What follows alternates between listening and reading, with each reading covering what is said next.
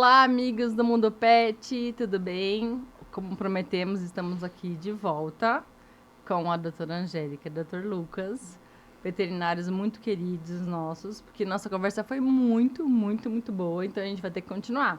E com a minha irmã, Carininha. Oi, amigos, feliz de estar aqui de novo com esse casal ímpar. Adorei as histórias deles. Nós vamos contar, assim, tem muitas histórias ainda para eles contarem de pets deles, mas assim, eu tenho muita curiosidade de saber depois o que eles fizeram de especialização. Então, nós vamos meio que focar nisso agora. Angélica, pergunta. A parte cardio. Todo mundo fala assim: ai, doutora, mas por que que eu preciso fazer um exame? Meu cachorro tá bem, ele tá andando, ele tá correndo, ele tá brincando. Mas que idade que eu preciso fazer um exame cardiológico dele? É igual ao humano, não é? Vamos aproveitar que ela tá aqui pra gente tirar essas dúvidas. Bom, em relação aos exames, eu sempre costumo falar, né? Quando as pessoas perguntam, você acha bom, né? Às vezes é um procedimento, vai fazer um procedimento anestésico, que aí as pessoas têm um costume de pedir alguns exames pré-anestésicos, né? O que você acha bom de pedir? Será que é legal pedir um eletro, um eco? Eu sempre costumo falar que todos os exames são importantes, tudo que a gente tiver a mais de informação é válido, né? Mas, assim, a partir do momento que a gente tem um paciente na clínica, um filhote veio para uma vacina, né? Um tutor acaba de adquirir um cão, a gente faz um exame físico, né? Então, ausculta, vê se tem alguma alteração no ritmo, se tem algum sopro. Então, a partir daí, a gente já vai direcionando para os exames, né? O que eu costumo fazer hoje muito na rotina, e eu fico super feliz, são exames pré-operatórios ou exames de check-up mesmo, de rotina. Então, eu fico super feliz quando o tutor vem e fala, a gente sempre pergunta, né? Por que que tá vindo? Qual que é o histórico, né? E aí, eu fico muito feliz de saber que o tutor vem para fazer como um check-up mesmo. E muitas vezes a gente acaba identificando algumas alterações, né? Então, às vezes no cão, né, que é o que é mais comum, alterações valvares, que a partir de uns 6, 7 anos, dependendo da raça, às vezes até um pouquinho antes a gente já começa a pegar esses tipos de alterações valvares, né? E em gato, que são mais alterações relacionadas ao músculo cardíaco, né? Então, as cardiomiopatias, eu já vi gato com 3 anos, gato com 2 anos com essa manifestação da doença. Então, sempre o check-up, o acompanhamento clínico, eu acho que é válido, né? E aí, a partir do momento também no exame físico, quando a gente tem uma suspeita, é importante. Depois que a gente identifica a doença, né? Tem essa alteração, aí eu costumo pedir uns exames para acompanhar, de rotina mesmo, né? Então, tem uma doença valvar inicial, então a gente pode acompanhar de tanto em tanto tempo. Não, essa doença já está mais avançada, vamos avaliar com mais frequência, vamos entrar com a medicação. Então, é super importante. Então, diagnosticou, examinou, né? Então, a gente vai fazendo todo esse acompanhamento. E fora a prevenção, quais são os sintomas, assim, que alerta até para o pessoal de casa, assim, quando que alguma coisa não está indo bem, né? No coração. Em relação às alterações cardíacas, o que a gente observa mais de manifestação clínica é um paciente que tem um pouquinho mais de intolerância a fazer um exercício, então você vai passear, percebe que ele fica um pouco mais Cansou. ofegante, às vezes a linguinha fica um pouquinho mais roxa, que é o que a gente chama de cianose, tosse também pode ter relação, mas como eu costumo falar que esses são sintomas também de outras doenças, né? Então a gente sempre tem que investigar. A partir do momento que identificou esses sintomas, vamos levar o veterinário para examinar e aí a gente vai, através dos exames, vendo o que está justificando a causa. Mas, normalmente, o que eu pego com mais frequência é um paciente que tem uma respiração mais ofegante, intolerância a exercício, tosse, desmaios também, em casos mais avançados. Ô, Angélica, e o que a gente vê bastante em filhote, né? Quais são as doenças em filhote que às vezes a gente nem tem sinal clínico e que a gente pode diagnosticar com os exames? Em filhote, assim, a gente tem duas alterações cardíacas, né? Uma que o paciente desenvolve ao longo da vida, que é o mais comum, que a gente chama de adquirida, e tem as doenças congênitas que o animal já nasce. Então, às vezes, quando o veterinário vai solicitar um exame para um tutor, vamos fazer um exame no seu filhote, né? Às vezes identificou um sopro, uma alteração na ausculta. Muita gente questiona, nossa, mas para que vai fazer? Ele é tão novo, ou às vezes até como um pré-operatório mesmo, né? E é super importante porque a gente tem as alterações as congênitas, que o paciente já nasce com elas, né? E muitas vezes ele não vai manifestar sintoma, porque ele pode não estar num estágio ainda a ponto de gerar alguma manifestação clínica. E aí, sabendo que tem alteração, né, tem algumas alterações já de nascença que tem alguns procedimentos que a gente pode já intervir, ou até um tratamento, e até para a gente fazer um acompanhamento em relação à alteração. Então, a gente fez o exame hoje, daqui uns 3 meses pede um check-up, viu que evoluiu muito, então a gente já está entendendo como que é a progressão dessa doença, o que a gente precisa fazer, e já preparar o tutor, independendo do caso, que às vezes são casos que a gente não tem muito o que fazer, a não ser tratar os sinais clínicos, né? Então, é importante porque existe essa alteração dos animais que nascem, né? Então, não manifestou sintomas, não quer dizer que não tenha, né? Porque pode estar no estágio inicial da doença, que não chegou a desenvolver ainda numa forma mais avançada, né? E falando um pouquinho dessas doenças do coração, né? A maior parte vem de genética, pode ser má formação. De onde vem essa? Quando acontece logo de filhotinho, né? Sim, tem muitas manifestações que a gente sabe que tem relação genética. Tanto é que tem raças que a gente pega com mais frequência para cada alteração. Então, são várias doenças genéticas que a gente encontra, né? Então, vamos supor, o Spitz, o que a gente observa mais é persistência de ducto arterioso. Vamos supor, Boxer, Bulldog, a gente encontra mais as estenoses valvares. Então, por ter essa característica muito presente nas raças, né? E alguns já são detectados com relação a fator genético mesmo. Inclusive, já identificaram alguns genes que são relacionados a esse tipo de doença, né? E má formação tem também, só que é menos, né, pelo jeito, isso? Essas alterações genéticas, elas vêm por má formação, né? Então, o coraçãozinho, ele tem todo o processo de formação, né, na fase embrionária, e aí, dependendo do estágio, ele pode gerar algumas alterações que desencadeiam essa alteração. Então, a má formação é ao longo da formação né, embrionária, o coraçãozinho apresenta um defeito, às vezes pode ser uma associação de defeitos, né? E aí, quando nasce, a gente acaba diagnosticando, ou vai fazer a primeira vacina, ausculta um sopro, e aí a gente acaba identificando. E tem uma estatística, assim, de probleminhas cardiológicos, assim, no cão, no gato, ou é mais, depende da raça? Como... Isso, tem umas estatísticas em relação a doenças, as congênitas, né? Então, tem estudos que falam quais são as mais prevalentes, né? Mas eu acho que isso também varia um pouco da região. Então, vamos supor, em São Paulo, né? A gente tem muito mais prédio do que casa, então normalmente a gente atende mais cães de pequeno porte, então às vezes isso também pode ter um pouco de relação, né? Eu acabo pegando muito cão pequeno, né? Então Spitz, Maltese, York, então eu acabo vendo mais alterações relacionadas a essas raças, né? Então persistente ducto arterioso. E às vezes algumas clínicas que a gente atende em bairros que tem mais casa, a gente pega cães maiores e aí, consequentemente, pega alterações mais relacionadas a esses tipos de raça. Verdade. Depende muito da raça, né? É muito engraçado. Eu até falei para meus irmãos, né? Muitas vezes, quando a gente está num hospital, né? Nem sempre é onde eu trabalho, mas os outros lugares que eu trabalho, que é mais periferia, quando você vê a sala de espera, você já mais ou menos pensa e já sabe o que você vai atender de cada raça. É um negócio demais, né, gente? É verdade. Só de ver lá na sala de espera. Porque são patologias predispostas de raças, né? Seja hereditárias ou congênitas, né? Adquiridas um pouco menos, mas a gente tem uma noção do que a gente vai ter de predisposição de raça. Então, muitas vezes, às vezes um tutorzinho, ele compra um cachorrinho, né? Ou adota e fala assim, nossa, mas ele tem isso. Eu falei, então, mas essa raça, ela tem 90% de chance de ter isso, entendeu? Seja um tártaro, seja uma doença cardíaca, né, uma doença cardiológica, ou seja uma alteração que a gente vai entrar no Lucas, né, alguma alteração em fígado, em vesícula. Então, já é uma predisposição da raça. Isso eu quero explicar, que também tem isso, né? Não necessariamente um problema de quem criou ou do que fez, e sim uma predisposição da raça de ter. Eu queria até entender um pouco isso mais. Se o Lucas puder falar um pouquinho mais pra gente. Bom, na parte de ultrassom, a gente também vê isso, né? Vê bastante. Parte de urinário, de pug, schnauzer, tem predisposição a formar cálculo, cistite, né?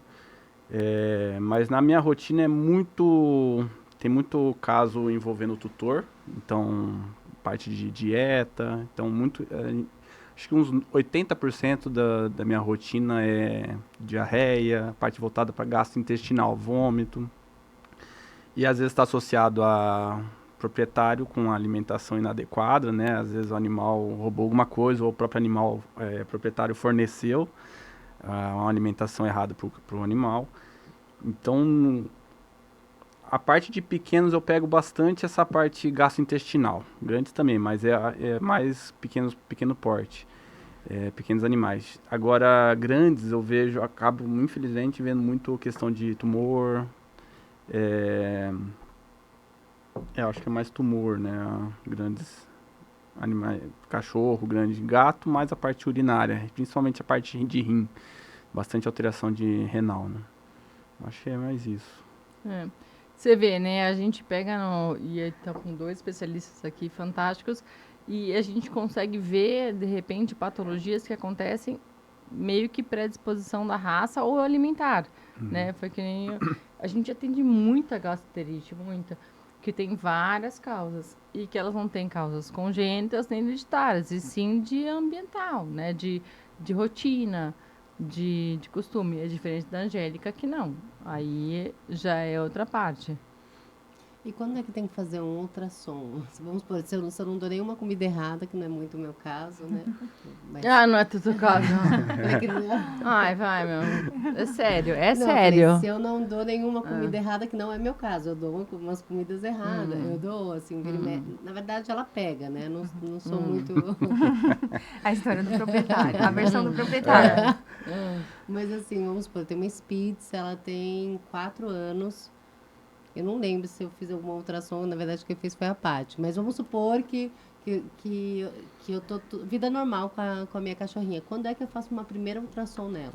Tá, de check-up, tá bom. Só Check-up, falando. É. Se você fosse uma tutora exemplar. Na tá. verdade, o ultrassom, ele geralmente, pro proprietário, ele acaba levando quando o animal está com algum sintoma. Eu acho assim, até uns 4, 5 anos é até aceitável. Só que a partir dessa idade, eu acho mais... O ideal seria o check-up, né? Que a gente fazer mesmo sem o animal apresentar nenhum sintoma. Porque é melhor a gente prevenir alguma coisa do que tratar uma coisa que descobriu de última hora, né? Então, o ultrassom a gente acaba fazendo nesses casos, onde o animal apresentou algum sintoma, vômito, diarreia, o animal está apático, não está brincando, o animal diminuiu o apetite, não está comendo. Então, nesses casos é o que a gente vê bastante, né? Doutor, esse meu animalzinho do nada parou de comer, ou começou a apresentar fezes com sangue, está vomitando, roubou alguma coisa do lixo. Então, a gente vê bastante disso. Mas eu percebi que de uns 4 anos para cá, tá mais comum o check-up.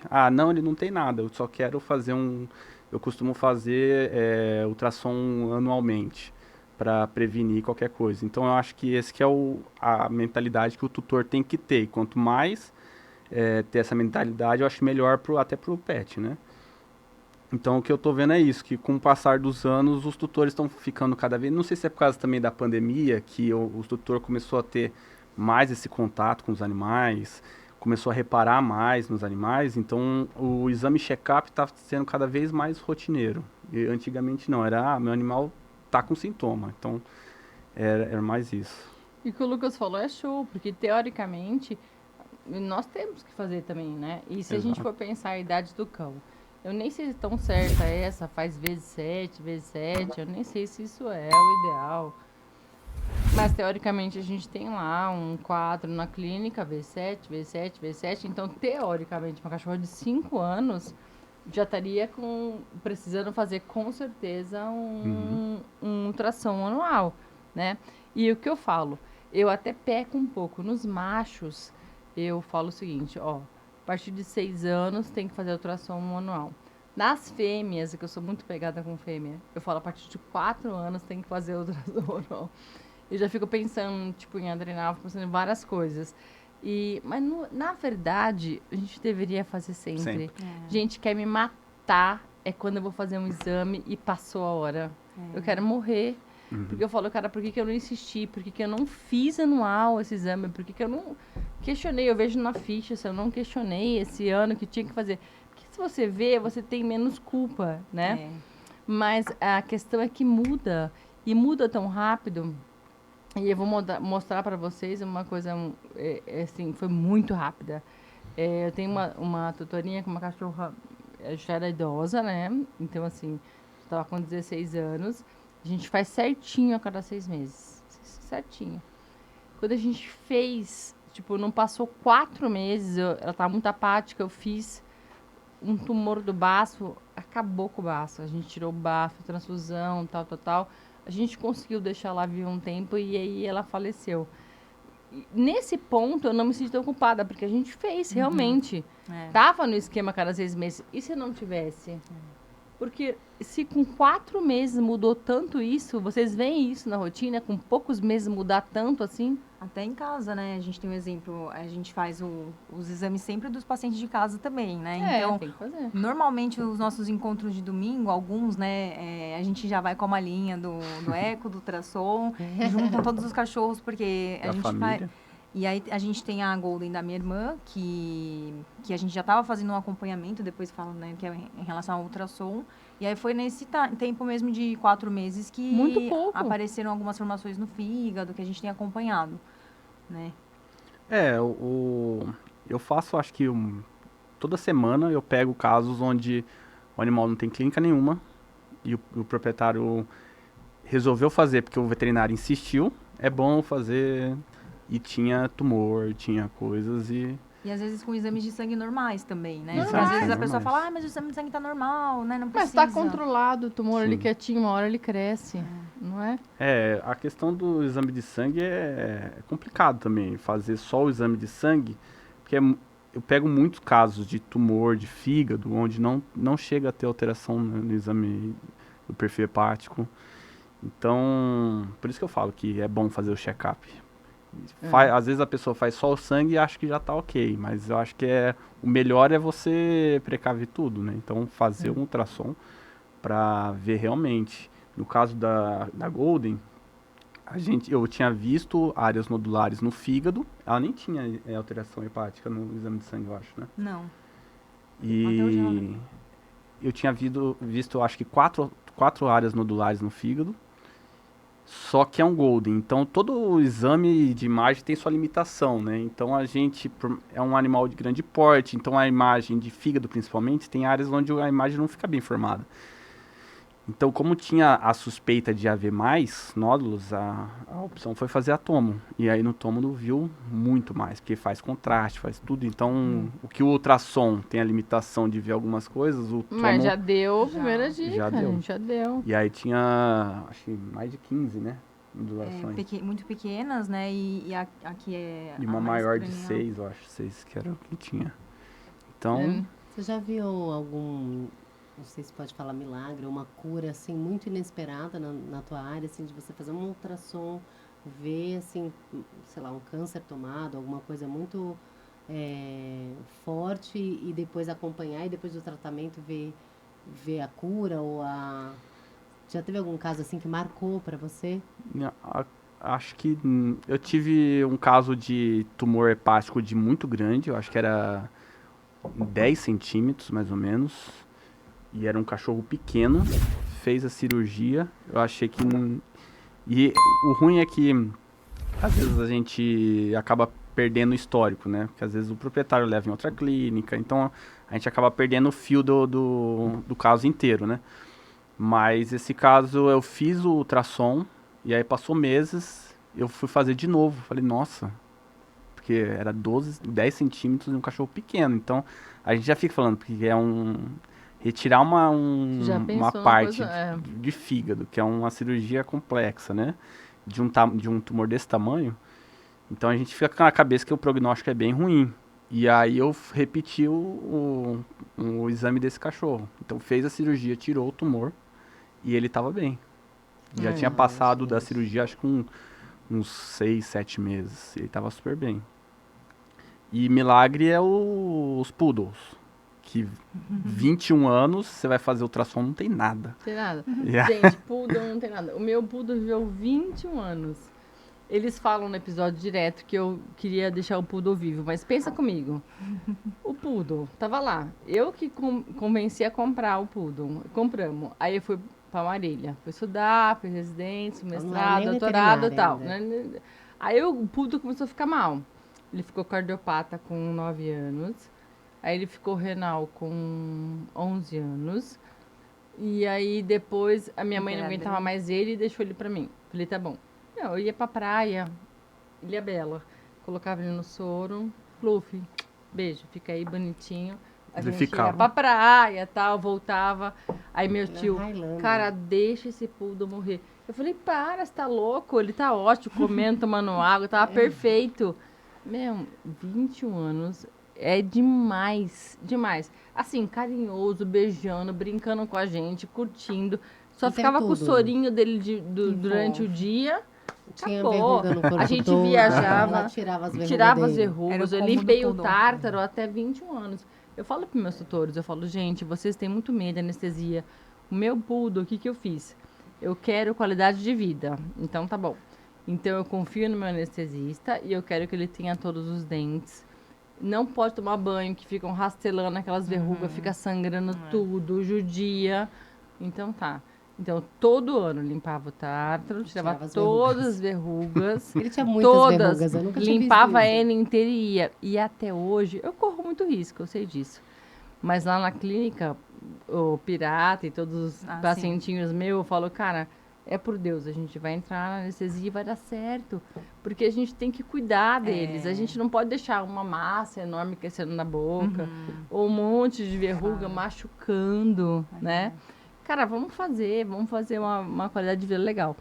Então, é assim que a gente vai. Não sei como vocês pensam. Ah, com certeza. Eu sempre priorizo a qualidade de vida, Não assim. é? Sempre. E aí a gente tem situações que a gente tem que colocar mesmo na balança, né? Porque é um paciente cardiopata, É. nefropata, mas que não está conseguindo comer direito por conta da boca. Você vai manter ele sem, né, algum procedimento. E muitas vezes, assim, né, graças a ótimos profissionais mesmo, né, a gente tem resultados ótimos, assim. A gente sabe o que eles têm, estabiliza antes, faz o tratamento quando é necessário. E aí muitos vão super bem no procedimento. A gente sempre orienta o tutor, fala, olha, é um caso que ele já tem alteração, né? A gente sempre deixa explicado, mas assim, ele não está tendo uma qualidade de vida, não está conseguindo comer, igual o caso do Pirata, né? Que É tinha bom, muitas Angélica, alterações. falar isso, porque assim, você tem um combo de profissionais, certo? Então, nunca faria nada sem a Angélica, nunca faria nada sem a Márcia, Onco. A gente fez um grupo, a gente decidiu que para ele comer melhor, por exemplo, teria que tirar essa massinha da boca. E é isso que é legal, porque não tira o risco, mas você tem Melhora a profissionais qualidade de embaixo vida. que estão junto, que estão medicando e que é um risco que é importante, né? É, Ô, Angélica, qual foi o caso mais difícil que você pegou? Se assim pode dizer. Teve Nossa, algum que Nossa, marcou, o mais difícil, a gente gente. pega alguns casos bem difíceis, né? Mas deixa eu que pensar. teve sucesso, né? Com sucesso, É. eu lembro que você perguntou para ele, né, de algum milagre, assim, eu lembro que eu acompanhei um caso, depois eu tive um também, era um poodle que ele tinha uma alteração, assim, super avançada, já tinha entrado em edema pulmonar, né, tava tomando várias medicações, e aí no laboratório, era uma época que eu ainda estava acompanhando a rotina, né, ele apareceu, assim, o tutor veio, aí o veterinário falou, ele deve ter vindo com outro, assim, já tem mais de um ano que ele passou em consulta, já deve ter, né, acho que morrido, porque estava muito grave. E aí ele voltou com o poodle e quando foi examinar tudo, nossa, que esquisito, o sopro dele, o grau diminuiu muito, vamos ver o exame, não sei o quê. E aí realmente ele tinha um átrio esquerdo bem aumentado, as câmaras cardíacas bem aumentadas, né? E aí quando foi fazer o exame, assim, tinha reduzido assim significantemente, até a ponto dele não ter manifestação clínica, né? E aí, na época, a gente ainda não tinha tido muito caso. Hoje, conversando com alguns colegas, assim, uma pessoa ou outra tem um caso parecido. A gente não sabe se é por conta de uma medicação que a gente vem administrando, né, de um tempo para cá. E aí, eu peguei um caso também, assim, era um átrio esquerdo bem aumentado, aquele grau que você fala, gente, coitado, prognóstico péssimo, vai ter pouco tempo de vida. E aí, realmente, eu peguei no exame controle um coração, assim, um bem menos alteração. Então, a gente ainda não entende o que pode ter acontecido, né? Aí depois, em algumas palestras, eu vi que pessoas isoladas também pegaram tudo. E foi aquela alegria, porque a gente sempre fala para o tutor, né? O ideal, assim, o bom é se a gente conseguir manter estável, mas pode progredir. E aí, quando você vê regredindo, você fala, nossa, o que eu vou falar, né? Mas, de qualquer forma, é uma notícia boa, assim, É, né? Certeza. A gente tem que manter o que é previsível, né? E o que pode acontecer por milagre, a gente não sabe, né? Exato. Então, assim, foi assim, bem inesperado mesmo. deve dar uma esperança extra, né? Sim. Porque, assim, você vê um caso que, teoricamente, você já sabe o fim, e aí o fim é diferente do que você está imaginando. Eu acho que até pra gente deve dar, né? Pra vocês, como profissionais, devem dar um outro olhar, né? Assim, o que será que a gente fez de diferente, né? Será que é a medicação? Será que é a oração? O que foi? Alguma coisa aconteceu, ou tudo né? junto, né? Um conjunto de tudo, né? A boa vontade juntando boas atitudes, né? Verdade. Deve ter dado... Mas eu sempre foco nisso, assim, eu nunca falo pro tutor, ai, tá muito grave, não sei o quê. Porque eu vejo pela minha, que a partir do momento que eu identifiquei a alteração, ela ficou uns 4 anos bem estável. Então, eu sempre falo isso, sabe? Porque as pessoas saem muito preocupadas, e às vezes no laudo vai muita observação, e não é ainda aquele fim de mundo, né? A gente só vai descrever que tem alteração valvar, que tem insuficiência, não sei o quê. E aí as pessoas leem, às vezes pesquisam no Google, que também tem que tomar cuidado, né? E pegam uma informação e às vezes acabam entendendo de forma errada e fica super preocupado. Então, eu também não tento estipular, assim, sabe? Falar, ai, não, é uma alteração grave, não vai... Porque tem muitos cães que surpreendem, ficam estáveis por muito tempo, né? Até a ponto depois de precisar fazer uma limpeza de tártaro para ter uma vida melhor. Ano que vem, depois faz de novo, você vai vendo, né, o bichinho levar super bem, assim. Então, eu tento não falar, não, é muito... A gente explica a gravidade, tudo, mas sempre com um pinguinho de esperança, assim, Legal. né? E assim, eu queria... Na verdade, a gente já está nos minutos finais de novo, gente, com vocês. Toda vez que a gente traz Vete aqui, delícia. o tempo voa. Não sei se é porque a gente tem muitas dúvidas, né?